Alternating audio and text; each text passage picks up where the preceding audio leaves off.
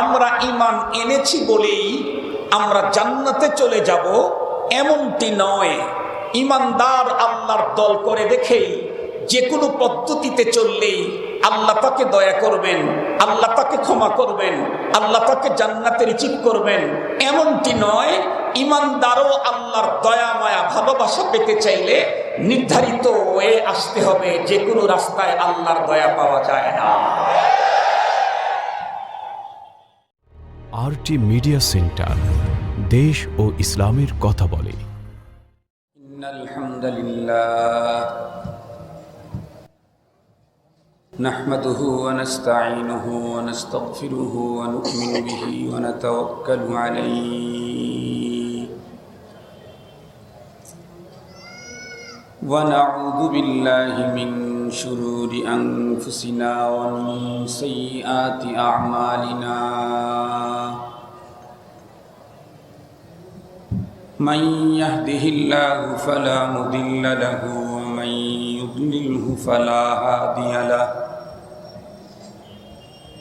ونشهد أن لا إله إلا الله وحده لا شريك له ونشهد أن سيدنا وسندنا وحبيبنا وشفيعنا وطبيبنا وطبيب قلوبنا وأولانا ومولانا محمدا عبده ورسوله الذي أرسله بالحق إلى الخلق بشيرا ونذيرا وداعيا إلى الله بإذنه وسراجا وقمرا منيرا. أما بعد فأعوذ بالله من الشيطان الرجيم. بسم الله الرحمن الرحيم.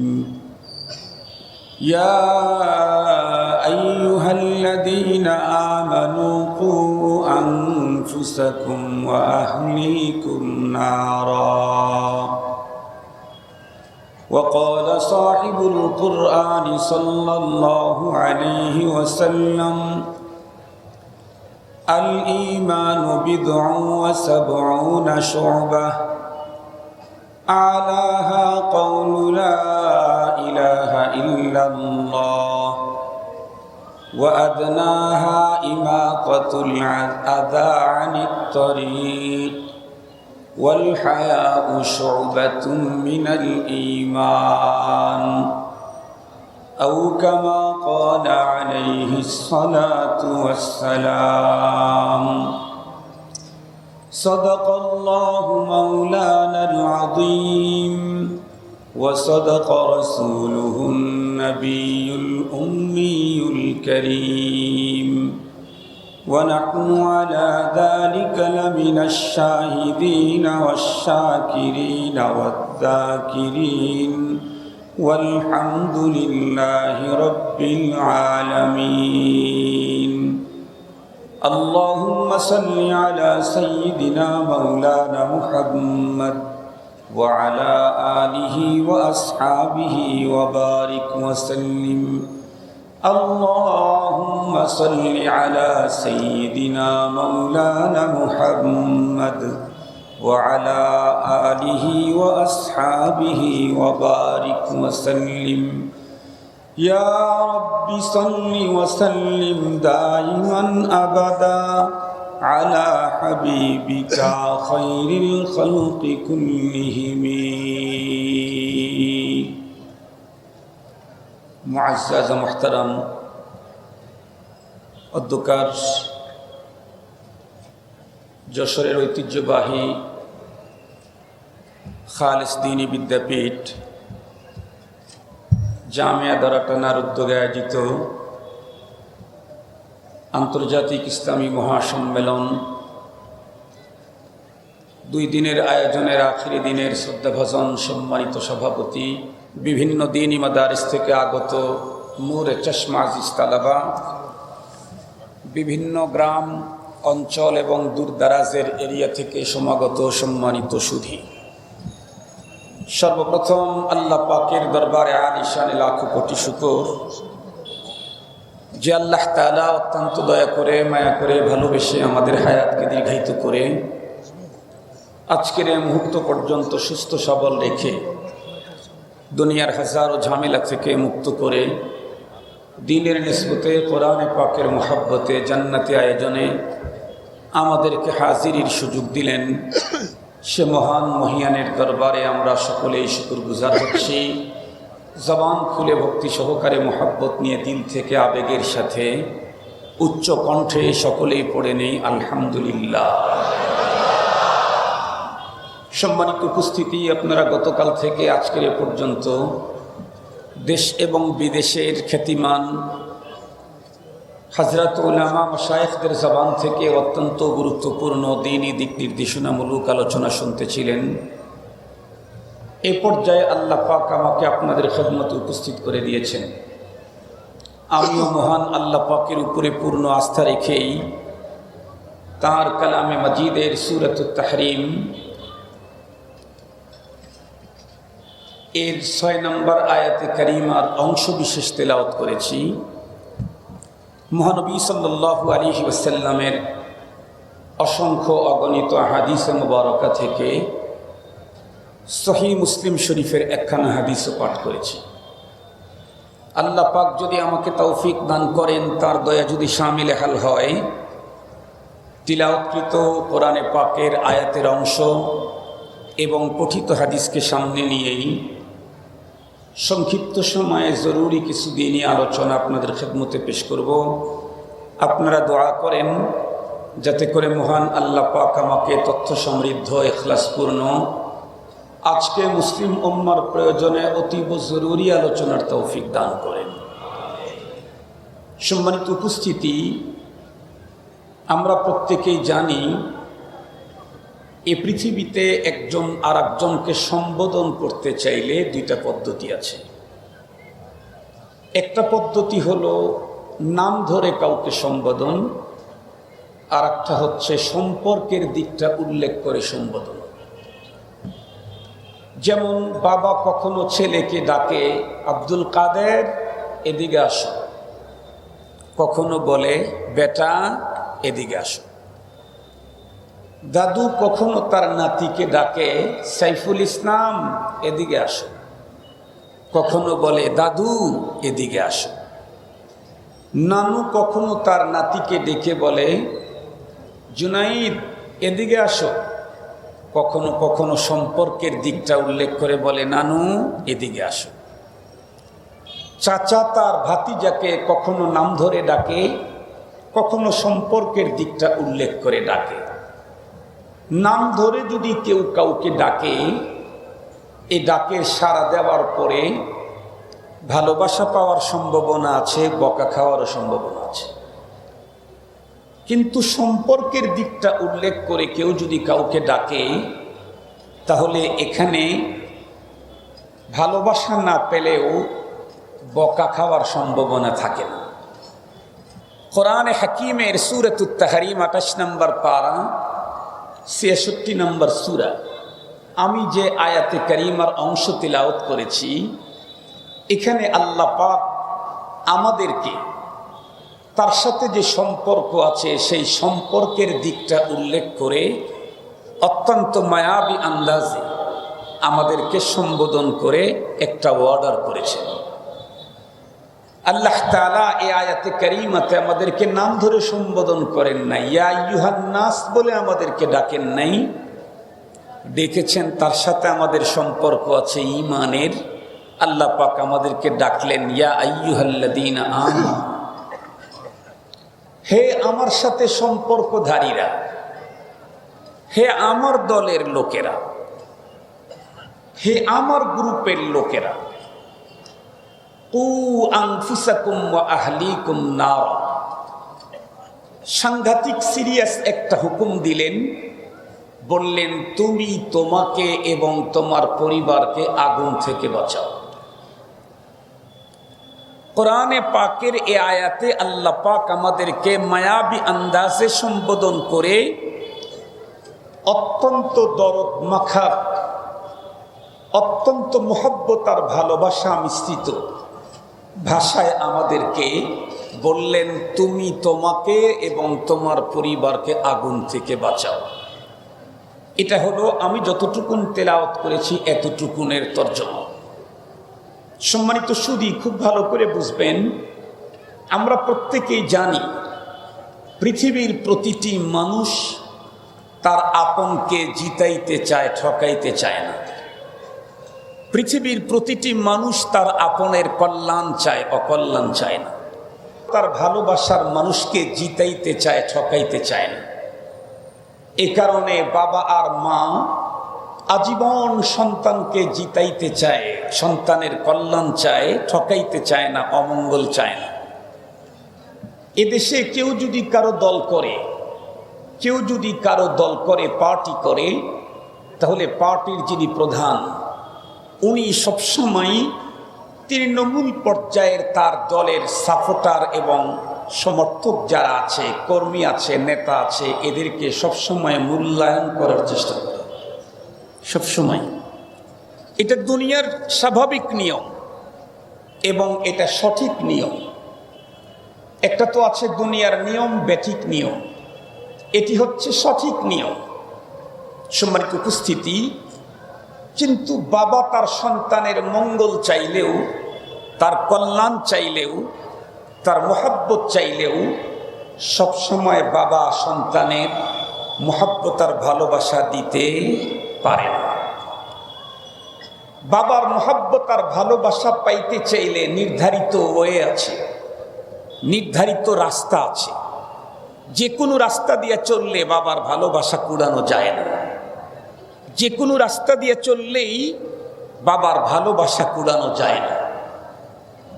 সম্মানিত উপস্থিতি, দলীয় নেতার কাছ থেকে ভালোবাসা, কল্যাণ পেতে চাইলে এখানেও কিছু নীতিমালা, কিছু পদ্ধতি, কিছু ওয়ে আছে।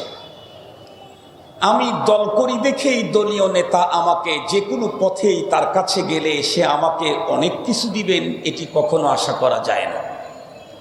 আমরা তো সাম্প্রতিককেই তো কিছুদিন পূর্বেই আমাদের দেশের মাননীয় প্রধানমন্ত্রীর কণ্ঠেই তো আমরা শুনলাম, উনি বললেন আমি শুদ্ধি অভিযান শুরু করেছি এবং নিজ ঘর থেকেই শুরু করেছি।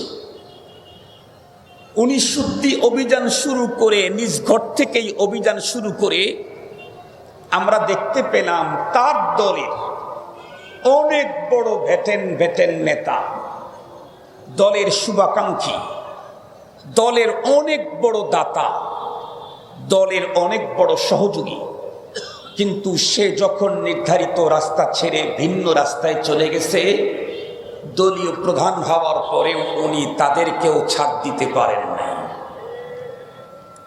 তাদেরকেও রিমান্ডে যেতে হয়েছে, কারো কারো পাসপোর্ট জব্দ করা হয়েছে, কাউকে কাউকে বিদেশে যাওয়ার উপরে নিষেধাজ্ঞা জারি করা হয়েছে। এটা তার নিজের দলের। খুব ভালো করে বুঝবেন, আমি যার দল করব সে আমার পক্ষে বলবেন, আমার কল্যাণ করবেন, উপকার করবেন, এটাই স্বাভাবিক। কিন্তু এ কল্যাণ আর উপকার আমি পেতে চাইলে নির্ধারিত রাস্তায় আসতে হবে। যে কোনো রাস্তাতে আমি কখনোই কল্যাণ পাইতে পারি না। সম্মানিত হাজিরিন, তাহলে দল করার পরেও যদি নিজের দল ক্ষমতায় থাকতেও অপকর্মের কারণে যদি মুক্তি না মিলে, রিমান্ডে যেতে হয়, পাসপোর্ট যদি জব্দ হয়, যদি রিমান্ডে যেতে হয়, যদি বিদেশে যাওয়ার উপরে যদি নিষেধাজ্ঞা আরোপিত হয়, আমাদেরকে জানা রাখা দরকার, আমরা ঈমান এনেছি বলেই আমরা জান্নাতে চলে যাব এমনটি নয়। ঈমানদার আল্লাহর দল করে দেখেই যে কোনো পদ্ধতিতে চললেই আল্লাহ তাকে দয়া করবেন, আল্লাহ তাকে ক্ষমা করবেন, আল্লাহ তাকে জান্নাতে রিজিক করবেন, এমনটি নয়। ঈমানদারও আল্লাহর দয়া, মায়া, ভালোবাসা পেতে চাইলে নির্ধারিত ওয়ে আসতে হবে। যে কোনো রাস্তায় আল্লাহর দয়া পাওয়া যায় না। সম্মানিত হাজিরিন, কথাগুলি একটু ভালো করে বুঝতে হবে। আমি ঈমান এনেছি বলেই আমার জন্য জান্নাত ফ্রি, আমি এখন যা করব তাই না। আমি যা করব তাই না। আমি ঈমান এনেছে বলেই আমি যা খুশি তাই করতে পারি না। আমি ঈমান এনেছে বলেই আমি যা খুশি তাই করতে পারি না। যা খুশি তাই করলে ঈমানদারের এরিয়াতে আমার জায়গা হবে না। প্রথমেই একটা মজবুত কথা আপনাদের স্মরণে দিয়ে দিই, এটা আজীবন মনে রাখবেন সবাই, যতদূর পর্যন্ত মাইকের আওয়াজ যায়। এই যে কাপড়, এই কাপড়টা পবিত্র হওয়ার জন্য অনেক কিছু লাগতে হয়।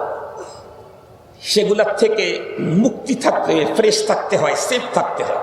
যেমন ব্লাড, এটার থেকে সেফ থাকতে হবে। এরপরে পুজ, এটার থেকে সেফ থাকতে হবে। পেশাব, পায়খানা, আরও কিছু গরু ছাগল অমুক তমুকের পেশাব পায়খানা ময়লা, এ সবগুলি থেকে সেফ থাকলে কাপড়টা পবিত্র হয়। অপবিত্র হওয়ার জন্য সবগুলাই লাগতে হয়, যে পেশাবও লাগতে হবে, পায়খানাও লাগতে হবে, ব্লাডও লাগতে হবে, পুজও লাগতে হবে, তারপরে নাপাক হবে। এর আগে নাপাক হবে না, এরকম কি? নাপাক হওয়ার জন্য সবগুলা লাগা লাগে না, যে কোনো একটা লাগলেই পুরা কাপড় নাপাক হয়। পাক হওয়ার জন্য সবগুলা থেকে সেফ থাকতে হয়। মুমিন হতে চাইলে কোরআনে পাকের বিসমিল্লাহর বা থেকে সূরা নাসের সিন পর্যন্ত বিশ্বাস করতে হয়। বেঈমান হওয়ার জন্য পুরা কোরআন অবিশ্বাসের দরকার নাই, যে কোনো একটা কোরআনের আয়াত আর আইনকে অবিশ্বাস করলে কাফের হয়ে যায়। এজন্য আমাদের দেশের যেই সমস্ত বন্ধুরা বলেন, হুজুর আমরা কি ইমানদার নই, আমরা কি নামাজ পড়ি না? নামাজ পড়লেই ইমানদার হওয়া যায় না। আমরা কি যাকাত দেই না, যাকাত দিলেই ইমানদার হওয়া যায় না। আমরা তো নামাজ পড়ি আমাদের কেন্দ্রীয় মসজিদের ইমামের পিছনে, মুনাফিকরা নামাজ পড়েছে মুহাম্মদুর রাসূলুল্লাহর পিছনে। মুনাফিক তো মুহাম্মদুর রাসূলুল্লাহর পিছনে নামাজ পড়েও মুনাফিক। আমরা তো যাকাত দেই আমাদের হুজুর বড় হুজুরের কাছে, মুনাফিকেরা যাকাতের টাকা জমা দিয়েছে মুহাম্মদুর রাসূলুল্লাহর কাছে। এই জন্য খুব ভালো করে মনে রাখবেন, অনেকেই মনে করে নামাজ পড়ি, রোজা রাখি, মাদ্রাসায় টাকা দেই, মসজিদ করলাম, এটা করলাম, হেটা করলাম, ওটা করলাম, আমার ইমানের বাকি রইল কোথায়? এই উসুলটা সারা জীবন মনে রাখবেন। ইমানদার হইতে অনেক কিছু মানতে হয়, বেঈমান হইতে সবগুলা অবিশ্বাস করা লাগে না, একটা অবিশ্বাস করলেই বেঈমান হয়ে যায়। এ কারণেই তো আজকে তামাম দুনিয়ার উলামায়ে কেরাম একমত, কাফের কাফের কাদিয়ানি কাফের, কাফের কাফের কাদিয়ানি কাফের। কেন? ওরা আমার রসুলকে রসুল মানে, ওরা আমার রসুলকে শ্রেষ্ঠ রসুল মানে, কিন্তু শুধু একটা মানে না, আমার রসুলকে শেষ রসুল মানে না। আমার রসুলকে রসুল মানে, আমার রসুলকে শ্রেষ্ঠ রসুল মানে। এরপরেও তামাম দুনিয়ার সকল মুফতি এবং উলামায়ে কেরাম এক, কাফের কাফের কাদিয়ানি কাফের। কারণ একটা অমান্য করার কারণে কাফের হয়ে গেছে। তো ও যদি একটা অমান্য করার কারণে কাফের হয়, আমি যেই সমস্ত কাজগুলি দুনিয়াতে করতেছি আমার জীবন চলার পথে, এগুলির কোনো একটা যদি কোরআনে পাকের কোনো এক আইন, কোনো এক বিধানের সাথে অস্বীকারের মতো হয়, তাহলে আমি আর কাদিয়ানির মধ্যে কোনো পার্থক্য থাকবে না কাফের হওয়ার দিক থেকে। সম্মানিত হাজিরিন, এখন আমি আমার মূল আলোচনার দিকে আপনাদেরকে নিয়ে যেতে চাই।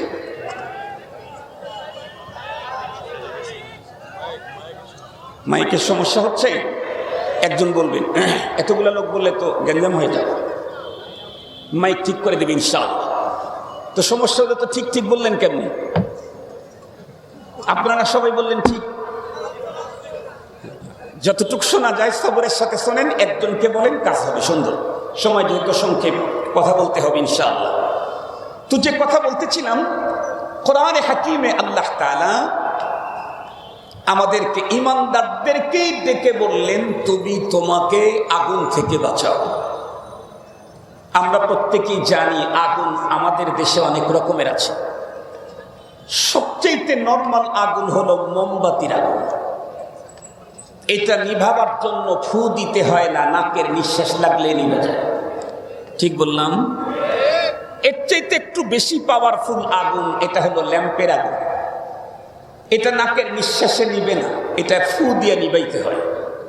কিন্তু এটাকে নিভাবার জন্য দাদার ফু দেওয়া লাগে না, নাতি ফু দিলেই নিভে যায়। মানে শক্তিশালী ফু লাগে না, দুর্বল ফুতেই নিভে যায়।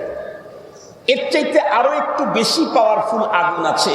এই আগুনটা এই দুইটার উল্টা। এই দুইটা তো ফু দিলে নিভে, কিন্তু এটা ফু দিলে জ্বলে। এটা হলো চুলার আগুন। চুলার আগুন ফু দিলে নিবে না, জ্বলে? জ্বলে। আমরা মা দাদিদেরকে সারা জীবন দেখছি ফয়ে আগুন জ্বালাইতে। তো চুলার আগুনটা ল্যাম্পের আগুনের চাইতে একটু বেশি পাওয়া। এটার সিস্টেম একটু ভিন্ন রকমের। এটা ফু দিলে নিবে না, ফু দিলে জ্বলে। এর চাইতে আরো একটু বেশি পাওয়ারফুল আগুন আছে। সে আগুনটা হচ্ছে ব্রিকফিল্ডের আগুন, ইট ভাটার আগুন। চিনেন নাকি আপনারা? ব্রিকফিল্ড চিনেন তো? মাশাআল্লাহ। ব্রিকফিল্ডের আগুন এটা আবার পূর্বের দুই কোয়ালিটির চাইতে ভিন্ন। এটা ফু দিলে জ্বলেও না, ফু দিলে নিবেও না। নাকি আপনাদের এলাকায় ব্রিকফিল্ডের আগুন ফু দিয়ে নিবে? এটা ফু দিলে জ্বলেও না, ফু দিলে নিবেও না।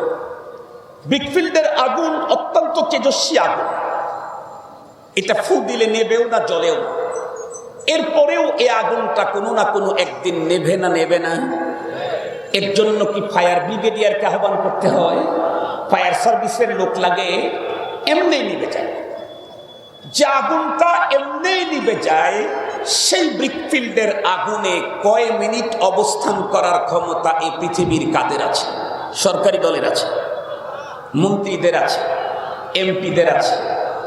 বলেন না কেন, কথা বলেন না কেন? সচিবদের আছে, সচিবদের আছে, সরকারি আমলা কর্মকর্তাদের আছে, হুজুরদের আছে, পিসাবদের আছে, ডাক্তার আর ইঞ্জিনিয়ারের আছে। 1 মিনিট অবস্থান করার ক্ষমতা ওই ব্রিকফিল্ডের আগুনে পৃথিবীর কারো নাই, কারো নাই, কারো নাই। আল্লাহ পাক আমাদেরকে মায়াবী আন্দাজে আদর করে, সোহাগ করে, দরদ মাখা কণ্ঠে আমাদেরকে ডেকে বললেন, এ আমার দলের লোক, তুমি তোমাকে আর তোমার পরিবারকে আগুন থেকে বাঁচাও। এ আগুন কোন আগুন? ব্রিকফিল্ডের আগুন না, এটা তো এমনিই নিভে যায়।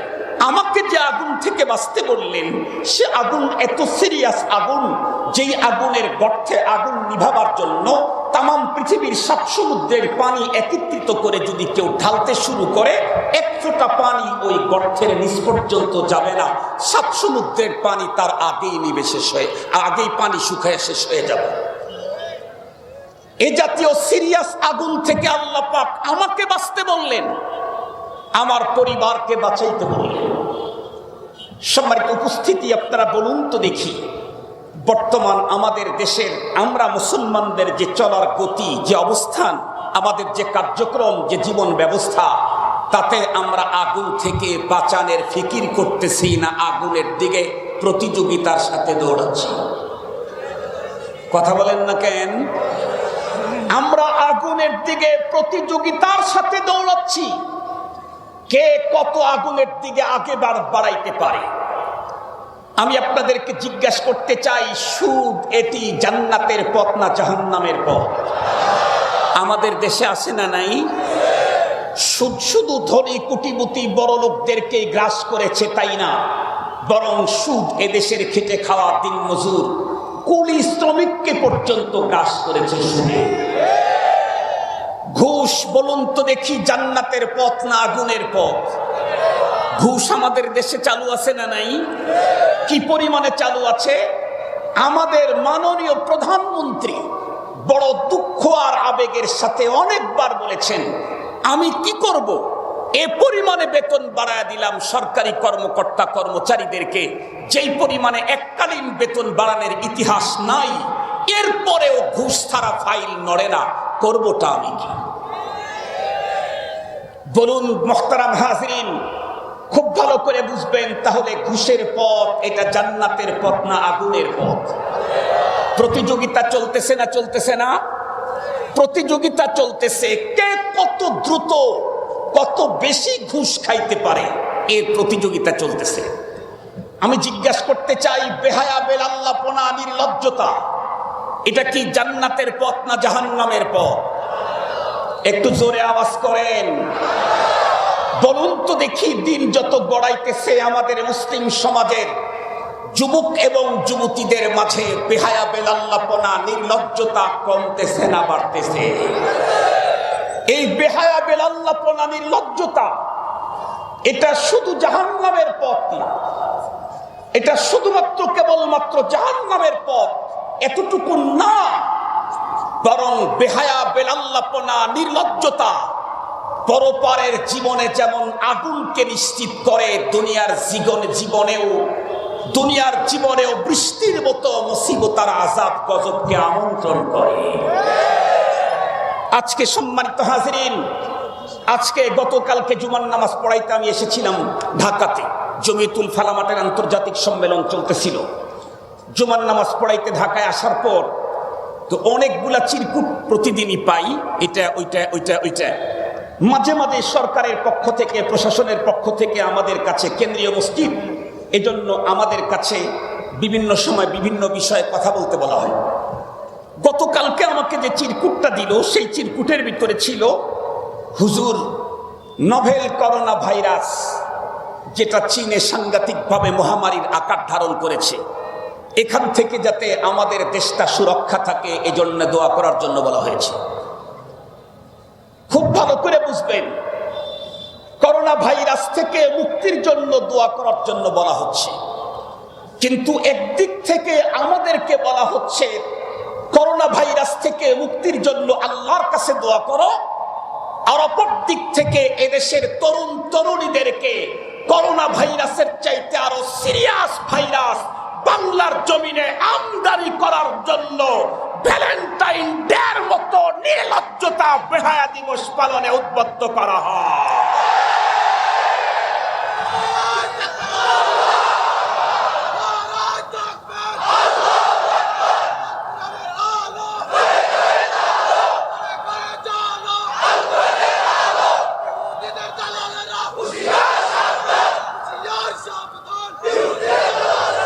সময় কম, তাকবীর দিয়ে সময়টা পাস হয়ে গেলে কথা কম শোনা হবে। এই জন্য কথা শুনেন, দিলের ভিতরে ঢুকান, আগামীকাল থেকে ইনশাআল্লাহ এটাকে পাথর বানিয়ে জীবন চলার ব্যবস্থা করেন, এটাতে ফায়দা বেশি হবে ইনশাআল্লাহ।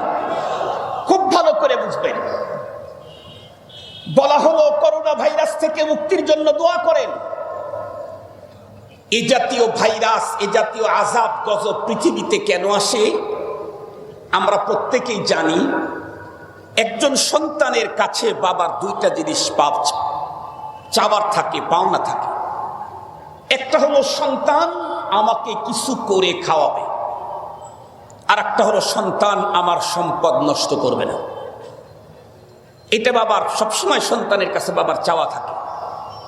সন্তান যদি তার বাবাকে কিছু না খাওয়ায়, কিছু তার জন্য আমদানি না করে, তাতে বাবা মন খারাপ করে, কিন্তু সন্তানকে ঘর থেকে বের করে দেয় না। সন্তানকে ঘর থেকে বের করে দেয় কখন? ও তো কিছু আনার কথা ছিল, ও তো আনতেছে না, বরং আমার কষ্টে অর্জিত সম্পদকে খোয়া দিচ্ছে। তখন বাবা আর এই সন্তানকে ঘরে থাকতে দেয় না, বের করে দেয়। আল্লাহ পাকের চূড়ান্ত আইন ছিল, ইমানদার যারা তারা আমাকে টোটালি মেনে চলবে, তারা আমার ইবাদত করবে, আমার দাসত্ব করবে, আমার গোলামি করবে, আমার হুকুম মানবে। আমরা মালিকের হুকুম তো মানতেইছি না। মালিক যেই সুন্দর সাংঘাতিক সুরম্য প্রাচীর করে দিয়েছিলেন, ইমানদার তুই এরিয়ার ভিতরে থাকতে চাইলে এই প্রাচীর দিলাম, এই প্রাচীরের এরিয়ার ভিতরে থেকে থেকে জিকির করবি, নামাজ পড়বি, রোজা রাখবি, হজ করবি, যাকাত দিবি। এরিয়ার ভিতরে আমি আছি, নামাজ তো পড়লামই না, যাকাত তো দিলামই না, হজ তো করলামই না, জিকির তো করলামই না। আল্লাহর বানানো প্রাচীর যখন ভাঙতে গেলাম, তখনই করোনা ভাইরাসের আক্রমণ। মালিকের হুকুম তো মানি না, নিষেধাজ্ঞাগুলাকেও ভেঙ্গে চুরমার করে দেব। মালিকের হুকুম, মালিকের ইবাদত গোলামি তো করবই না, মালিকের নিষেধাজ্ঞা এরিয়াতে আমি অবাধে বিচরণ করব, আর মালিক আমার জন্য মিষ্টি পানির বৃষ্টি প্রতিদিন খাওয়াবে। পৃথিবীর কেউ খাওয়ায় না, মালিক যতটুকুন দিচ্ছেন এটা অনেক বেশি, এটা তার রুবুবিয়াতের রহমের কারণে। সম্মানিত হাজিরিন, খুব ভালো করে বুঝবেন, গতকালকেই তো আমাদের বাংলাদেশে একটা দিন পালন হলো, তার নাম আমি জানি এ ব্যাপারে আরো অনেকে বক্তব্য দিয়েছে, এরপরে আমিও দিচ্ছি। কারণ এটা যেই পরিমাণে ভাইরাসটা ছড়ে পড়ছে, চীন দেশে করোনা ভাইরাস আর কি পরিমাণে ক্ষতি করছে, তার চাইতে কয়েক কোটি গুণে বেশি ক্ষতি করবে ভ্যালেন্টাইন্স ডে নামের ভাইরাস মুসলিম সমাজে, তার চাইতে বেশি ক্ষতি করবে। আমার বুঝে আসে না ভ্যালেন্টাইন্স ডে কে ভালোবাসা দিবসের তর্জমা করলো কেন, এটা আমার বুঝে আসে না। বলতেছে ভ্যালেন্টাইন্স ডে, আবার বাংলায় বুঝাইতেছে ভালোবাসা দিবস। এটা করলো কোন জাহেলে, এটা করলো কোন বলদে? আমি জিজ্ঞাসা করতে চাই, আপনারা এখানে অনেক বড় বড় প্রফেসর আছেন, অনেকে আছেন, বলেন তো দেখি ভ্যালেন্টাইন শব্দের অর্থ ভালোবাসা, এটা কোন ডিকশনারিতে লেখা আছে? ডে মানে দিন, ঠিক আছে, কিন্তু ভ্যালেন্টাইন্স মানে ভালোবাসা, এটা কোথায় আছে? বরং আমি আপনাদেরকে মুখতাসার 14ই ফেব্রুয়ারির আজকের ভ্যালেন্টাইন্স ডে বাংলাদেশের ভালোবাসা দিবস, এটার আমি কিঞ্চিত আপনাদেরকে ব্যাখ্যা শুনাইতে চাই। তাহলেই আমাদের নিজেরাই ফয়সালা নিতে পারবো যে এই দিবস কোন মুসলমান কখনো পালন করতে পারে কিনা, কোন মুসলমান এই দিবস পালন করলে তার ইসলাম থাকে কিনা। বিষয়টা ক্লিয়ার হওয়া দরকার। সম্মানিত হাজিরিন, ভ্যালেন্টাইন্স হলো খ্রিস্টানদের ধর্মগুরুর নাম, খ্রিস্টানদের ধর্ম যাজকের নাম হলো ভ্যালেন্টাইন। এই নামে শুধু একজন ধর্মযাজক খ্রিস্টানদের ছিল না। যেমন আমাদের বাংলাদেশে ফকিহুল মিল্লাত মুফতি আব্দুর রহমান একটা নাম, অনেক বড় মুফতি ছিলেন। আজিজুল হক একটা নাম, অনেক বড় আলেম ছিলেন। কিন্তু আজিজুল হক নামে কি একজনই শুধু আলেম ছিলেন বড়? না, আজিজুল হক নামে অনেকগুলো আলেম ছিলেন। এ বাংলাদেশে অনেক বড়। খ্রিস্টানদেরও ভ্যালেন্টাইন নামে ধর্মযাজক একজন ছিল না। খ্রিস্টানদের খ্রিস্টীয় ইতিহাসে 50 জনের মতো নাম আসছে, 50 জনের নাম ছিল ভ্যালেন্টাইন। এর ভিতরে 2 জনটা হলো সবচেয়ে বেশি উল্লেখযোগ্য, যেই 2 জনের নামেই মূলত এই দিবসটা। তবে এই দিবসটা ভ্যালেন্টাইন ডে নামে পরে আসছে, এর আগেও এই দিবস পালিত হয়েছে, পালন করেছে পত্তলিকেরা। পত্তলিকরা এই দিবসটাকে যে পালন করত, তখন ওই ডের নাম ছিল লুপার কালিয়া, লুপার কালিয়া দিবস, লুপার কালিয়া ডে। পরবর্তীতে খ্রিস্টানরা এটাকে মডিফাই করে ভ্যালেন্টাইন্স ডে করেছে। সংক্ষিপ্ত সময় আপনাদেরকে বুঝাবার জন্য বলবো, যাতে করে আজকের মাইকের আওয়াজ যতদূর পর্যন্ত যায়, আমরা যারা আসছি আমাদের আপনজন আগামী আর জীবনেও কোনোদিন ভ্যালেন্টাইন্স ডে নামের ভালোবাসা দিবসের নোংরামিতে কোনোদিন মুসলমান না জড়ায়। খুব ভালো করে বুঝবেন, যিশু খ্রিস্টের জন্মের 400 বছর আগে, যিশু খ্রিস্টের জন্মের 400 বছর আগে পত্তলিককে, আমরা তো জানি আমাদের দেশে মূর্তি পূজারীরা একজন মূর্তিকে পূজা করেন। আমাদের দেশে একটা প্রবাদ বাক্য আছে, হিন্দুদের 12 মাসে 13 পূজা। এটা কথা আছে না, চালু আছে না আমাদের দেশে বাইনান নাস? এখন 13 পূজা করুক আর 14টা করুক, সেটা তাদের ব্যাপার, এটা বলতে চাই না। আমার বলার উদ্দেশ্য হলো, তারা একাধিক প্রতিমাকে পূজা করে। কেন? কারণ তারা প্রত্যেকে জানে যে আমরা যে প্রতিমাকে পূজা করি, এই প্রতিমার মধ্যে ওই রকম পাওয়ারফুল কোনো প্রতিমা নাই যে এক প্রতিমাই সবকিছু আমাদেরকে দিতে পারে। এটা ওদের আকীদা। এরকম পাওয়ারফুল কোনো প্রতিমা ওদের নাই। ওদের প্রতিমাগুলার ক্ষমতা ভাগ ভাগ। কেউ বৃষ্টি দেওয়ার জিম্মাদারি পালন করে, সব জিম্মাদারি বহন করার মতো প্রতিমা ওদের নাই।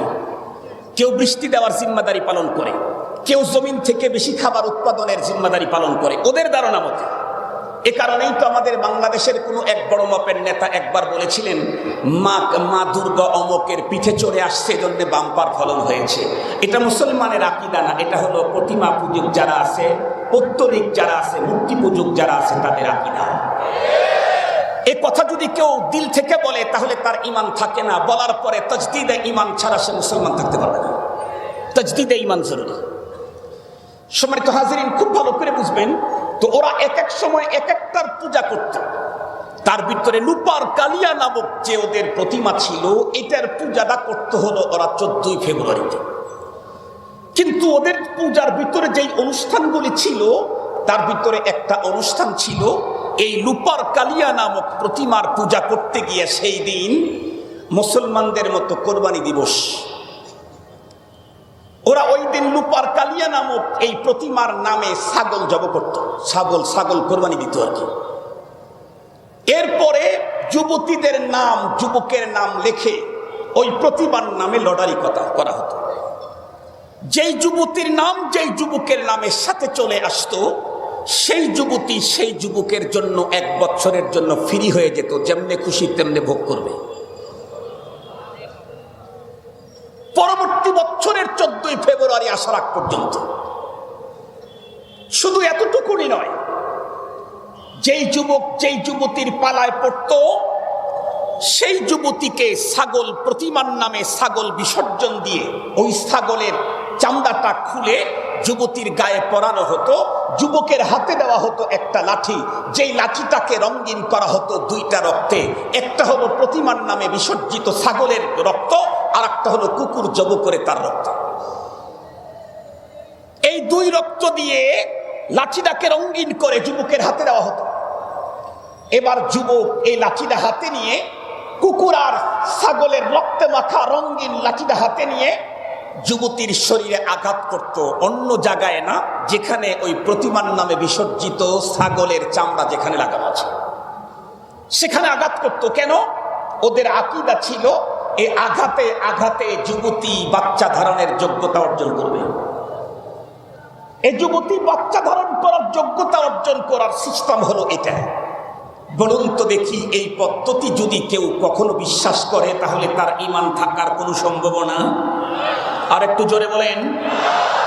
এভাবে চলতে চলতে পৃথিবীতে জন্ম নিলেন হযরত ঈসা আলাইহিস সালাম। কিন্তু সমাজের ভিতরে ওই পৌত্তলিকতার সেই সিস্টেম রন্ধ্রে রন্ধ্রে এমন ভাবে ঢুকে গেছে। ঈসা আলাইহিস সালামের যারা, তাদের তো কিতাব ইনজিল, তারা তো আহলে কিতাব, তারা তো কখনোই কোনো প্রতিমাকে সিজদা করতে পারে না। এজন্য তারা এটাকে মডিফাই করে এটার থেকে মানুষকে সরাবার জন্য লম্বা টাইম পর্যন্ত হাজারো মেহনত করলো, কিন্তু মানুষের দিলে এমন ভাবে বসেছে মুক্তই করা যাচ্ছে না। শেষ পর্যন্ত 476 খ্রিস্টাব্দে পোপ জেলিয়াস সে একটা মিশন শুরু করলো, তার কার্যক্রম। সে বলল, দেখো, যে কোনো মূল্যে আমাদেরকে এই পদ্ধতি থেকে সরে আসতে হবে। কেমনে সরে আসবো? যেহেতু পুরাটা বাদ দিতে পারতেছি না, কমপক্ষে নাম পরিবর্তন করো, সিস্টেম পরিবর্তন করো, নাইলে হবে না। আমরা তো আহলে কিতাব, আমরা পৌত্তলিকদের সিস্টেম কেমনে নেব? যে কি করা যায়? বলে ওই লুপার কালিয়া নামক দেবতার নাম সরায়া আমাদের অতীতের ধর্মযাজক এক্সপার্ট যারা ছিল, তাদের ভিতরে অনেকেই ছিল একই নামের ভ্যালেন্টাইন, এর নামটা বসায় দাও। আমরা লুপার কালিয়া ডে উদযাপন করবো না, ভ্যালেন্টাইন্স ডে উদযাপন করবো। আমাদের ধর্মযাজকের নাম দিয়ে উদযাপন হবে, ফাইন। আর কি? তাদের সিস্টেম ছিল যুবতীদের নাম লটারি করা, আমরা যুবকের নাম লটারি করব। তো যুবকের নাম লটারি করে কি করবেন? খুব সুন্দর উদ্দেশ্য তাদের কথা বলতেছে, আমাদের জন্য না। তো বলল, যেই যুবকের নাম লটারিতে আসবে সেই যুবক 1 বছরের জন্য এই আমাদের খ্রিস্ট ধর্মের পোপের কাছে খেদমতে থেকে যাবে, চিল্লাকাশি করবে। বুঝেন নাই? সাল লাগাবে।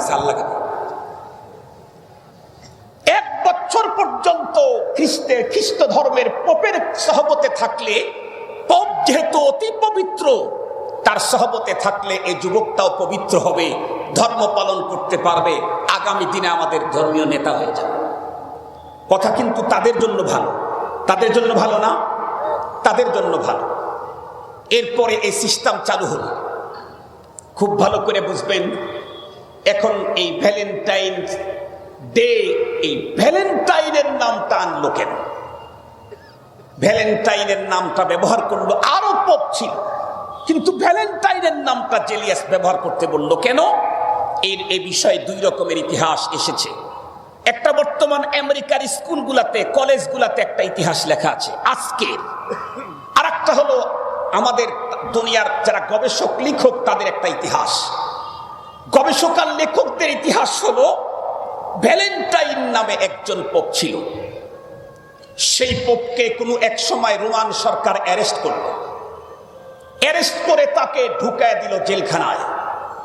জেলখানায় থাকাকালীন প্রধান জেলারের মেয়ের সাথে এই পোপের মোহাব্বত, ভালোবাসা জমে গেল। এক পর্যায়ে ভালোবাসা জমে গেল, বাস্তব হয়েছে বা হয় নাই। দিন চলতে চলতে পোপের দুনিয়া থেকে চলে যাওয়ার টাইম যখন আসলো, পোপ তখন তার অন্তরে প্রধান জেলারের মেয়ের মোহাব্বত আর ভালোবাসার বর্ণনা দিয়ে প্রেম প্রীতির এক সাংঘাতিক সিরিয়াস চিঠি লিখে পোপ দুনিয়ার থেকে চলে গেল। যেই তারিখে পোপ দুনিয়ার থেকে চলে গেল সেই তারিখটা 14 ফেব্রুয়ারি ছিল। সেই পোপের নাম ছিল ভ্যালেন্টাইন। পরবর্তীতে এই পোপকে প্রেমিকদের পোপ বলে তাম দুনিয়াতে চালায় দেওয়া হলো। সেই হিসাবে তারা এই দিনটাকে ভ্যালেন্টাইন ডে হিসাবে পালন করে, ওই পোপের স্মৃতিচারণের জন্য। এখন বলেন তো দেখি, ঘটনা যদি আগেরটা হয় তাহলেও ভ্যালেন্টাইন ডে আমাদের উদযাপন করার কোনো সুযোগ নাই, এটা পত্তলিকদের ধর্মীয় পদ্ধতি। ঘটনা যদি পরেরটা হয় তাও তো কোনো সুযোগ নাই, এটা খ্রিস্টানদের পদ্ধতি। মুসলমান খ্রিস্টানের পদ্ধতি নিতে পারে না, খ্রিস্টান মুসলমানের পদ্ধতি ছাড়া আল্লাহর জান্নাত পেতে পারে না। সম্মানিত হাজরিন, আর একটা ইতিহাস লিখেছে যেটা বর্তমানে আমেরিকাতে আছে, ইতিহাসগুলা লেখা স্কুলগুলাতে। সেই ইতিহাসটা হলো ভ্যালেন্টাইন ঠিক আছে, ভ্যালেন্টাইন ঠিক আছে, রোম সরকার রাজারা তাকে অ্যারেস্ট করেছিল, এটাও ঠিক আছে। কিন্তু রোম রাজা তাকে অ্যারেস্ট করার পরে তাকে বলেছিল তুমি আমাদের পূজা করো। ভ্যালেন্টাইন তখন বলল কি বললে তুমি? বলে আমাদের পূজা করো। ভ্যালেন্টাইন তখন ইহুদি তাওহীদবাদের কারণে, ইহুদিদের ধর্মীয় বিশ্বাসের কারণে, আকীদার কারণে সে বলল আমি তো যিশুর পিতাকে আমার রব মানি, আমি তো ঈসার পিতাকে আমার রব মানি, তোমাকে তো আমি রব মানতে পারবো না। এতে আমি তার পায়ের উপরে পড়তে পারি, তোমাকে সিজদা করতে পারবো না। আমি তার আইন মানতে পারি, তোমার আইন মানতে পারবো না। আমি তার নামে মান্যত করতে পারি, তোমার নামে মান্যত করতে পারবো না। আমি তার দিক নির্দেশনা চলতে পারি, তোমার দিক নির্দেশনা মানতে পারবো না। যিশুর পিতাকে মানতে গিয়ে যদি ফাঁসির কাস্তে ঝুলতে হয় আমি ভ্যালেন্টাইন রাজি আছি। যিশুর পিতাকে মানতে গিয়ে যদি আমাকে মরণের ঘরে ঢুকতে হয় আমি ঢুকতে রাজি আছি, কিন্তু ঈসা পয়গম্বরের পিতাকে ছাড়তে রাজি নাই। এটা ভ্যালেন্টাইনের কথা ছিল। সম্মানিত হাজরিন, এ কথা এমন কড়া বক্তব্য যখন দিল, পাওয়ারফুল কোন ক্ষমতাসীন যারা হয় তাদের বিরুদ্ধে এত গরম বক্তব্য দেওয়া লাগে না, দিলে একটু ঝামেলা হয়। ওর ঝামেলা হয়ে গেল পোপের। ওকে তখন নিয়ে জেলখানায় ঢুকায় দিল। জেলখানায় এমন নির্মম নির্যাতন করলো, নির্যাতন করতে করতে করতে করতে পোপকে নিঃশেষ করে দিল। কিন্তু পোপ তার ধর্ম থেকে দূরে আসে। আমি বলতে চাই, যদি সেই ভ্যালেন্টাইন ডে যদি আজকে মুসলমান পালন করো, তাহলে তো পালন করতে চাইলে পদ্ধতি তো উল্টাটা হওয়ার কথা ছিল। পোপ তার ধর্মকে ধরতে গিয়া যেমন সে দুনিয়া থেকে চলে গেছে, অন্যের তন্ত্র মন্ত্র মানতে পারে নাই, এই জাতীয় কোনো কিছু করলে তাহলে না তোমার জন্য উচিত হতে পারে মুসলমান আমি ইসলাম মানতে গিয়ে জীবন যাবে, তন্ত্র মন্ত্র মানব না, তাহলে না ভ্যালেন্টাইনের মতবাদ। ভালোবাসা ঢুকাইলো কেমনে? ভালোবাসা ঢুকাইলো কেমনে? ভালোবাসা ঢুকাইছে হলো এদেশের তরুণ তরুণীদের, এদেশের যুবক যুবতীদের দিয়ে আল্লাহর দ্বীন, আল্লাহর ইসলাম এদেশ থেকে বিতাড়িত করার জন্য। নইলে ভ্যালেন্টাইন ডের সাথে ভালোবাসার কোনো সম্পর্ক নাই। সম্মানিত হাজরিন, একটা কথা আপনাদের খেদমতে বলে শেষ করি। যেদিন তাকে মেরে ফেলা হলো সেই দিনটাও ছিল 14ই ফেব্রুয়ারি, যার কারণে খ্রিস্টানরা ওই তাদের পোপের ধর্মের এত বড় ধর্মগুরু এত বড় কোরবানি করলো, এজন্য সেই ডেটা পালন করে। এখন বলেন, মুসলমানের জন্য কোনো খ্রিস্টানদের ধর্মযাজকের দিন, বিশেষ দিনকে পালন করা শরীয়তে বৈধ না অবৈধ? যদি কেউ পালন করে তাহলে তার ঈমান থাকবে না যাবে? আমার ফতোয়া না, হাকিমুল উম্মত মুজাদ্দিদুল মিল্লাত শাহ আশরাফ আলী থানভী লিখেছেন, ইস্তিহসানে কুফর বি কুফর হ্যায়, ইস্তিহসানে কুফর বি কুফর হ্যায়। একটা দোকানে মেডিসিন আছে, এদেশের এবং বিদেশের, তাম দুনিয়ার যত মেডিসিন আছে সব আছে। অতীতের যত মেডিসিন আছে, আজকে পর্যন্ত যত মেডিসিন দুনিয়াতে আবিষ্কার হয়েছে সব আছে। যত গ্রুপ আছে, যত কোম্পানি আছে, সব কোম্পানির আছে, সব গ্রুপেরই আছে। এটা একটা মেডিসিনের দোকান। আর একটা দোকান আছে যেখানে বিদেশি কোনো ওষুধ নেই, সব গ্রুপেরটাই নাই, সব কোম্পানি তো দূরের কথা। আমার কথা তো বুঝেন মনে হয় আপনারা? সব গ্রুপই নাই, সব কোম্পানি তো দূরের কথা। বলুন তো দেখি, এখন এই দুই মেডিসিনের দোকানদার কে কার কাছে যাবে? আগের মেডিসিনের দোকানদার পরের ডার কাছে আসবে না পরের আগের ডার কাছে যাবে? ভালো করে বুঝে বলবেন। পরের আগের ডার কাছে যাবে কেন? ওর তো সব দেশের, এই দেশেরই সব মেডিসিন নাই, ওর তো শর্ট পড়বে, ওর তো ঝামেলা হবে। আর ওই মেডিসিনের দোকানদার আজকে পর্যন্ত দুনিয়াতে যত মেডিসিন সব ওর কাছে আছে, এই জন্য ওকে কারো কাছে যাওয়া দরকার নেই। এ পৃথিবীর যত ধর্মাবলম্বী বলেন, এরা সবগুলা হইল ওই এক দেশের মেডিসিন, তাও সব গ্রুপের নাই এমন ছোট দোকানদার। খ্রিস্টান বলেন, ইহুদি বলেন, নাসারা বলেন, মজুসি বলেন, অগ্নি পূজক বলেন, সূর্য পূজক বলেন, মুশরিক বলেন, সবগুলা হলো এত ছোট থেকে ছোট দোকানদার। এজন্য এদের কাছে শর্ট থাকবে। পক্ষান্তরে ইসলাম হলো একদম লেটেস্ট, আজ পর্যন্ত যত মেডিসিন আবিষ্কার হয়েছে সব ইসলামের মেডিসিন কর্নারে আছে। এই জন্য মুসলমান কখনো অন্যদের কাছ থেকে কোনো সভ্যতা, কোনো শিক্ষা, কোনো পদ্ধতি ধার করার কোনো সুযোগ না। আমার কাছে তো সব আছে, ওর কাছে আসি কয়না, আমি ওর কাছ থেকে কি নেব? আমি ওর কাছ থেকে কি নেব? আমার কাছে তো আছে আল-ইয়াউমা আকমালতু লাকুম দীনাকুম ওয়া আতমামতু আলাইকুম নি'মাতি ওয়া রাদিতু লাকুমুল ইসলাম দীনা। আপনাদেরকে বুঝাবার জন্য একটা মিসাল দিলে খুব ভালো বুঝবেন। মনে করেন আমাদের দেশে যত মেডিসিন আছে, সব মেডিসিনের ভিতরেই কিন্তু লেখা আছে এক্সপায়ার ডেট। যতদিন পর্যন্ত ডেট থাকে ততদিন পর্যন্ত মেডিসিন কাজ করে। যখনই ডেট চলে গেল তখন কাজ, সোজা কাজ করবে না উল্টাটা? বুঝে বলবেন, সোজা কাজ করবে না উল্টাটা? আমরা পেপার পত্রিকায় দেখলাম না, না পাখে কয়েকটা বাচ্চা মারা গেল, পরে দেখা গেছে এটা ডেট এক্সপায়ার। পৃথিবীতে আল্লাহ পাক যত নবী এবং রাসূল পাঠিয়েছেন, সকল নবী এবং রাসূলগণের ধর্ম একটা, সেটা হচ্ছে ইসলাম। ধর্মের ম্যানিফেস্টার সংবিধান একটা, ধর্মের সংবিধানকে শরীয়ত বলা হয়। পৃথিবীর সকল নবী এবং রাসূলগণের ধর্ম একটা, ইসলাম, কিন্তু ধর্মের সংবিধান একটা না। এক এক নবীর ইসলাম ধর্মের সংবিধান এক এক রকমের ছিল। আমাদের নবীজিটা অন্য নবীদের তুলনায় মৌলিক বিষয়গুলো এক থাকলেও অনেক বিষয়ে তারতম্য আছে। এগুলি বুঝাবার লম্বা টাইম নাই, শুধু এতটুকুন বলতে চাই, সকল নবীকে আল্লাহ পাক যে শরীয়ত দিয়েছিলেন, ধর্মের যে সংবিধান দিয়েছিলেন, সে সংবিধান ছিল পূর্ণ।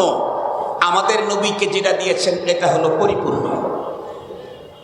মনে রাখবেন, কোন নবীকে অসম্পূর্ণ শরীয়ত আল্লাহ পাক দেন নাই।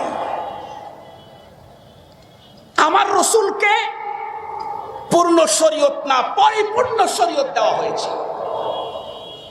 পূর্ণর উপরে পরিপূর্ণর একটা অপশন থাকে, কিন্তু পরিপূর্ণর উপরে আরো কোনো অপশন। কথা বলেন না কেন? কথা বলেন না কেন? আমরা মুসলমান শরীয়তে মুহাম্মাদি যেটা পেয়েছি এটা হলো পরিপূর্ণ। আল-ইয়াউমা আকমালতু লাকুম, আকমাল শরীয়ত, আকমাল শরীয়ত, কামিল শরীয়ত না। কামিল শরীয়ত ঈসা পয়গম্বরের শরীয়ত, কামিল শরীয়ত মুসা পয়গম্বরের শরীয়ত, কামিল শরীয়ত হযরত ইদ্রিস পয়গম্বরের শরীয়ত, কামিল শরীয়ত ইব্রাহিম পয়গম্বরের শরীয়ত। মুহাম্মাদুর রাসূলুল্লাহর শরীয়ত হলো আকমাল। এখন আপনারা খুব ভালো করে বুঝবেন, তাহলে ডেট চলে যাওয়ার পর ওই মেডিসিন উপকারী না উপকারী? একটু জোরে বলেন। পৃথিবীতে আল্লাহ পাক যত নবী রাসূল পাঠিয়েছিলেন, খ্রিস্টান সহ যত নবী রাসূল পৃথিবীতে এসেছে, যত আহলে কিতাব দুনিয়াতে এসেছে, তাদের শরীয়ত ছিল ডেট দেওয়া, এক্সপায়ার ডেট দেওয়া। যতদিন পর্যন্ত ডেট ছিল ততদিন পর্যন্ত ওই শরীয়ত মানুষকে জান্নাতের পথ দেখাইছে। আমার রাসূল যখন পৃথিবীতে এসে গেছে তখন সকল শরীয়তের ডেট এক্সপায়ার হয়ে গেছে। এমন কি নতুন করে কেউ অতীতের ধর্ম মানবে তো দূরের কথা, অতীতের পয়গম্বর ঈসা পয়গম্বর দুনিয়াতে আসবেন, আসার পরে উনি ওনার শরীয়ত মানবেন না আমাদেরটা মানবেন? কারণ ওনারটা এক্সপায়ার। হযরত ঈসা পয়গম্বর হওয়ার পরেও মুহাম্মদুর রাসূলুল্লাহর শরীয়তের পরে আসার কারণে উনি ওনার শরীয়ত দিয়ে চলবেন না, কারণ ওনার শরীয়তের ডেট এক্সপায়ার হয়ে গেছে। যেই নবীর উপরে শরীয়ত দেওয়া হয়েছিল সেই নবী যদি তার সেই শরীয়ত নিয়ে মানতে না পারে, তাহলে অন্য কোনো কাউকে ওই জাতীয় শরীয়ত মানার সুযোগ কোন জায়গায়? একটু জোরে বলেন না, জোরে বলেন। এই জন্য মুহাম্মদুর রাসূল সাল্লাল্লাহু আলাইহি ওয়াসাল্লামের শরীয়ত, এটার এক্সপায়ার ডেট নাই। যতদিন পর্যন্ত চন্দ্র আকাশকে আলোকিত করবে, জমিনকে আলোকিত করবে, ততদিন পর্যন্ত মুহাম্মদুর রাসূলুল্লাহর শরীয়ত দুনিয়ার মানুষের দিলকে আলোকিত করতে থাকবে। সম্মানিত হাজিরিন, বুঝে থাকলে এখন বলুন, অন্য কোন ধর্ম অবলম্বী মানুষদের ধর্মীয় কোন শিষ্টাচার, কোন পদ্ধতি, এগুলি আমাদের অবলম্বন করার কোন সুযোগ আছে কি? আর একটু জোরে বলেন, আছে কি? তাহলে ভ্যালেন্টাইন ডে এটা পালন করার সুযোগ মুসলমানদের নাই। 31st নাইটের নগ্নতা আর চূড়ান্ত পর্যায়ের নির্লজ্জতা, এটাও মুসলমান বাস্তবায়ন করার কোনো সুযোগ নাই। এগুলা যদি কোনো মুসলমান মানে আর কাজ করে, তাহলে ইসলামের এরিয়াতে থাকার সুযোগ নাই। আল্লাহ পাক রব্বুল আলামিন তার রাসূলকে দিয়ে আমাদেরকে জানায়া দিয়েছেন। আল্লাহ পাক তোমাদেরকে ডেকে বললেন, ইয়া আইয়ুহাল্লাযীনা আমানু, হে ঈমানদার, কু আনফুসাকুম ওয়া আহলিকুম নারা, তুমি তোমাকে আর তোমার পরিবারকে আগুন থেকে বাঁচাও। আমাদের রাসূল সাল্লাল্লাহু আলাইহি ওয়াসাল্লাম ঈমানদার কাকে বলে, ঈমান হেফাজত কেমনে হবে, এই কথাগুলো আমার রাসূল সাল্লাল্লাহু আলাইহি ওয়াসাল্লাম বলে দিয়েছেন। নবীজি বলেন, আল ঈমান বিদউন ওয়া সাবউনা শুবা, ঈমানের 70 ঊর্ধ্ব শাখা আছে। ঈমানের 70 ঊর্ধ্ব শাখা আছে। আমরা সহজ কথা বলি 77 শাখা। নবীজি বলেন সবচাইতে বড়টা হলো কাউলু লা ইলাহা, একটু জোরে বলেন, আর একটু জোরে বলেন। পরের অংশ কি? মুহাম্মাদুর রাসূলুল্লাহ। এটা হলো প্রথম সর্বোচ্চতা। সর্বনিম্ন কি? ইমাতাতুল আযা আনিত তরিক, রাস্তার থেকে কষ্টদায়ক জিনিস সরায় দেওয়া। এই দুইটা যখন বলছেন তখন তো এমনি সবাই বুঝে ফেলছে যে আর যতগুলো আছে সবগুলাই দুইটার মাঝখানে। এই দুইটার মাঝখানে 70-75টার ভিতরে নবী আলাইহিস সালাম একটার কথা শুধু বর্ণনা করলেন, আর বর্ণনার ভঙ্গিমাটাও ভিন্ন সিস্টেম। বললেন আল হায়াউ শুবাতুম মিনাল ঈমান। বর্ণনার সালাসাত কিন্তু পূর্বের মতো নাই, এটা এক্সট্রা করে ভিন্ন পদ্ধতিতে বয়ান করেছেন। কেন? একটা আমি মিসাল দিলে আপনারা 100% বুঝতে পারবেন ইনশাআল্লাহ। একটা মিসাল দিলে আপনারা মনে হয়, আমরা যখন রহমানিয়ায় পড়তাম, আমরা যখন রহমানিয়ায় পড়ছি তখন ঢাকা শহরের ভিতরে কিছু বাস চলতো। এখন তো ফিটনেস টিন্ডেস অমুক তমুক অনেক স্লোগান আছে, তখন তো এত কিছু ছিল না। তো যেই বাসগুলি চলতো, এই বাসগুলার কন্ডিশন হলো ওদের হেডলাইটই নাই, সাইড লাইট তো দূরের কথা, ব্যাকলাইট তো দূরের কথা, হেডলাইটই নাই। তার মানে রাত্রে চলে না, শুধু দিনে চলে। এরপরে আবার এই ডান দিকে বাম দিকের যে গ্লাস আছে, গ্লাস অর্ধেকের বেশি নাই। তার মানে গরমের দিনে চলে, শীতের দিনে এটা চলে না। এরপরে বড় লোকের গাড়ির তো ছাদ সরে যায়, ওদের গাড়ির ফ্লোরই সরে গেছে, ফ্লোর নিচের ডাই নাই। তার মানে নিচের থেকে ময়লাও আসে। এক কথা হলো, ও যখন যাইতে থাকে ওর হরেন দেওয়া লাগে না, ওর গাড়ির যে এক্সট্রা একটা স্পেশালি জনর জনর আওয়াজ আছে না, এটাতেই হরেনের কাজ হয়ে যায়। এটারে আমরা বলতাম মুড়ির টিন। আমরা যখন পড়ছি ঢাকায় তখন এই গাড়িগুলাকে আমরা মুড়ির টিন বলতাম। এই মুড়ির টিন যে গাড়িগুলি, এই গাড়িগুলার বডি ঠিক নাই, কালার তো নাই, বডি নাই, কি এর কালার, হেডলাইটই নাই, তার আবার ব্যাকলাইট আর সাইড লাইট। সামনের গ্লাসও কতগুলা নাই, ডান সাইড বাম সাইডে তো নাই। উপরের ছাদের কন্ডিশন কি আল্লাহ ভালো জানে, নিচ দিয়েও বাতাস আসে, খানিকটা ভাঙ্গা। কিন্তু এত কিছু হলেও এই গাড়িটা চলতে গেলে দুইটা জিনিস তার লাগেই, একটা হলো হর্ন আর একটা হলো ব্রেক। ব্রেক ছাড়া যত বড় মুড়ির টিনই হোক আর যত উন্নত মানের গাড়ি হোক, কয়েক কোটি টাকা দামের গাড়ি, ব্রেক ছাড়া চলতে, মুড়ির টিন এটাও ব্রেক ছাড়া চলতে। ব্রেক ছাড়া যে কোনো গাড়ি চালাইলে নিশ্চিত ও মরবে, অন্যকে মারবে। ঠিক বললাম না? ঠিক বললাম? ব্রেক ছাড়া যে কোনো গাড়ি চালাইতে গেলে নিশ্চিত ও মরবে, অন্যকে মারবে। আল্লাহ পাক তার রাসূল সাল্লাল্লাহু আলাইহি ওয়াসাল্লাম ঈমানের ৭৭ শাখার বর্ণনা দিতে গিয়া আল্লাহ পাকের রাসূল বললেন, সব ঈমানের সবচাইতে বড় শাখা লা ইলাহা ইল্লাল্লাহ, সবচাইতে নিম্নমানের শাখা রাস্তার থেকে কষ্টদায়ক জিনিস সরায়া দেওয়া। মাঝখানে আর যত শাখা আছে সবগুলা হেফাজত করতে চাইলে, ইমানদারের ইমান হেফাজত করতে চাইলে একটা ব্রেক লাগবে, সেই ব্রেকের নাম হলো হায়া। সেই ব্রেকের নাম কি বলেন? হায়া নামক ব্রেক যার নাই, ওই লোকের ইমান নিরাপদ না, ওর নিজের ইমানও নষ্ট, আর একজনেরটাও নষ্ট করবে। যে গাড়ির ব্রেক নাই, ওই গাড়ি যেমন নিজেও মরবে, অন্যকেও মারবে। যেই মানুষটার ভিতরে হায়া নাই, লজ্জা নাই, ও নিজের ইমানও শেষ করবে, জাতির ইমানও শেষ করবে। বলুন তো দেখি, ভ্যালেন্টাইন ডে নামে তথাকথিত তর্জমা ভালোবাসা দিবস নামে যেই কালচার আমাদের দেশে সরানো হচ্ছে, এটা হায়ার কালচার না বেহায়ার কালচার। সম্মানিত হাজিরিন, সহজ কথা বুঝবেন, সহজ কথা বুঝবেন। বুখারী শরীফের হাদিসের মধ্যে এসেছে, রাসূল করিম সাল্লাল্লাহু আলাইহি ওয়াসাল্লাম বলেন, ইদা লাম তাস্তাহি ফাফআল মা শিতা। একটা ঘটনা বলে শেষ করে দিচ্ছি, হুজুর যেহেতু আরো কিছু সময় দিয়েছেন, 5 মিনিট আছে, এই জন্য একটা ঘটনা বলি, সমস্যা তো নেই আপনাদের। ইমামে কানবী নামে একজন বিশিষ্ট বুজুর্গ মুহাদ্দিস চলে গেছেন। কত বড় মুহাদ্দিস, যার থেকে সিহাহে সিত্তার মুহাদ্দিসিনে কেরাম হাদিস রিওয়ায়াত করেছেন। ইমামে কানবী, ওনার নাম হলো আব্দুল্লাহ বিন মুসলিম কানবী। উনি একদিন, উনি ছিলেন তার শুরু জামানা একদম বেপরোয়া, কাউকে গুনতেন না, কাউকে মর্যাদা দিতেন না, কাউকে দাম দিতেন না, কাউকেই, সে ধর্মীয় নেতা হোক আর দিনের ধর্মের কি দুনিয়ার নেতা হোক, কাউকে গোনার টাইম ওনার নাই। ওনার অধিকাংশ সময় কাটতে হলো মদ মাদক, নেশা, নারী, এ জাতীয় গুলাতে। পথ চলতে চলতে এই জাতীয় মানুষের কিন্তু আবার খাওয়ার ইন অনেক বেশি থাকে, তাই না? এদের কিন্তু আবার অনেক বিশাল একটা বাহিনী থাকে।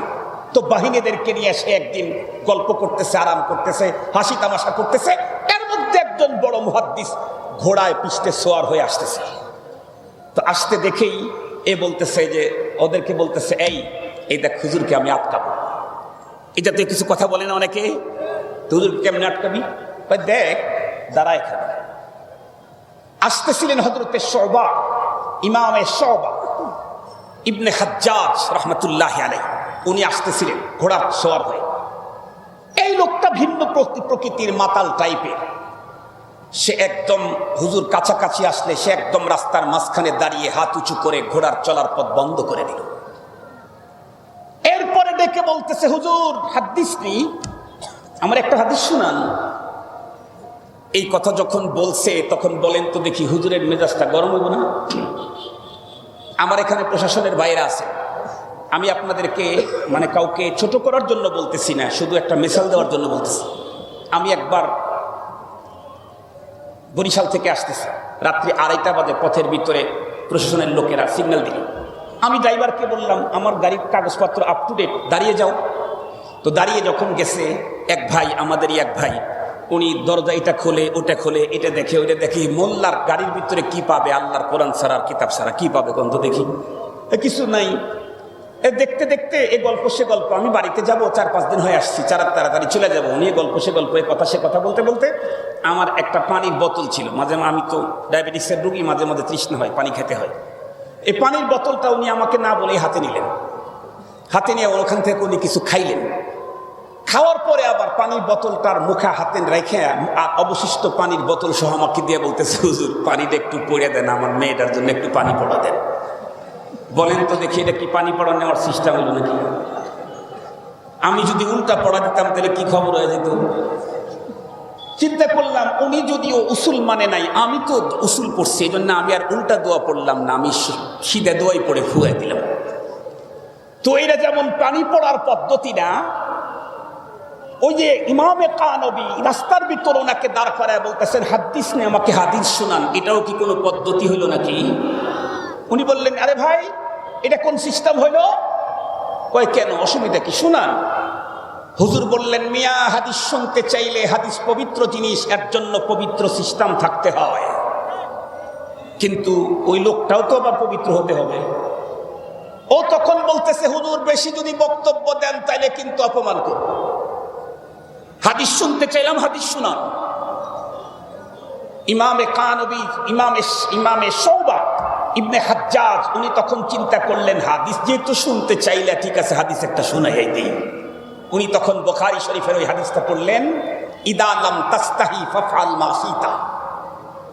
আল্লাহর রাসূল বলেছেন, তোমার যদি হায়া লজ্জা শেষ হয় তাহলে তুমি যা খুশি তাই করতে পারো, কিঞ্চিত হায়া থাকলে তুমি যা খুশি তাই করতে পারো না। যখনই তুমি গুনাহের কাজে অগ্রসর হবে, তোমার হায়া তোমাকে ব্রেক করবে। যখনই তুমি জাতির সম্পদ লুণ্ঠন করতে যাবে, তখনই তোমার হায়া তোমাকে ব্রেক করবে। যখনই তুমি বেগানা নারীকে নিয়ে আড্ডা দিতে যাবে, তখনই তোমার হায়া তোমাকে ব্রেক করবে। যখনই কলমের খোসা দিয়া জাতির টাকাগুলাকে লুণ্ঠন করে চুরি করে সুইস ব্যাংকে জমা দিতে যাবে, দুনিয়ার কেউ তোমার সঙ্গে না থাকলে, তোমার ঈমান আর হায়া যদি থাকে, তোমার হায়া তখন তোমাকে ব্রেক করে দিবে, তখন তোমার হায়া তোমাকে ব্রেক করবে। অন্যের কোন সম্পদ তুমি নষ্ট করতে চাইলে তোমার হায়া তোমাকে ব্রেক করে দেবে। এমনকি নামাজের আজান যখন হয়ে গেছে, তখন তুমি ঘরের ভিতরে গল্প দিতে, তোমার হায়া তোমার গল্পের ভিতরে ব্রেক করে দেবে, তোমাকে ধাক্কায় আল্লাহর ঘর পর্যন্ত নিয়ে যাবে। এই জন্য পয়গম্বর বলেছেন, ঈমানের 70 ঊর্ধ্ব শাখা আছে, তবে তার ভিতরে সর্বোচ্চ হলো লা ইলাহা ইল্লাল্লাহ। সবচেয়ে নিম্নমানের শাখা হলো রাস্তা থেকে কষ্টদায়ক জিনিসকে সরায় দেওয়া। আর তোমার সবগুলাকে হেফাজতের জন্য যেই ব্রেক লাগাইতে হবে, সেই ব্রেকের নাম হলো হায়া, সেই ব্রেকের নাম হলো হায়া। হায়া যার যত পূর্ণ, ঈমান তার তত পূর্ণ। এ কারণেই তো আমরা বলি, কামিলুল হায়া ওয়াল ঈমান উসমান ইবনে আফফান, কামিলুল হায়া ওয়াল ঈমান উসমান ইবনে আফফান। হায়া যার যত পূর্ণ, ঈমান তার তত পূর্ণ। ভ্যালেন্টাইন্স ডে নামের ভালোবাসা দিবস দিয়া মুসলমানের সন্তানদেরকে বেহায়া বানানো হচ্ছে। হায়া যখন চলে যাবে, তখন এই মানুষ আর গরু ছাগলের মধ্যে কোনো পার্থক্য থাকবে না। এজন্য আসুন আমরা আমাদের সন্তানদেরকে ঈমানের চেতনা, ঈমানি তালিম দিয়ে হায়ামন্দ করি। আল্লাহ পাক তৌফিক দান করুক। ওয়া আখিরু দাওয়ানা আনিল হামদুলিল্লাহি রাব্বিল আলামিন। আসসালামু আলাইকুম ওয়া রাহমাতুল্লাহি ওয়া বারাকাতুহু।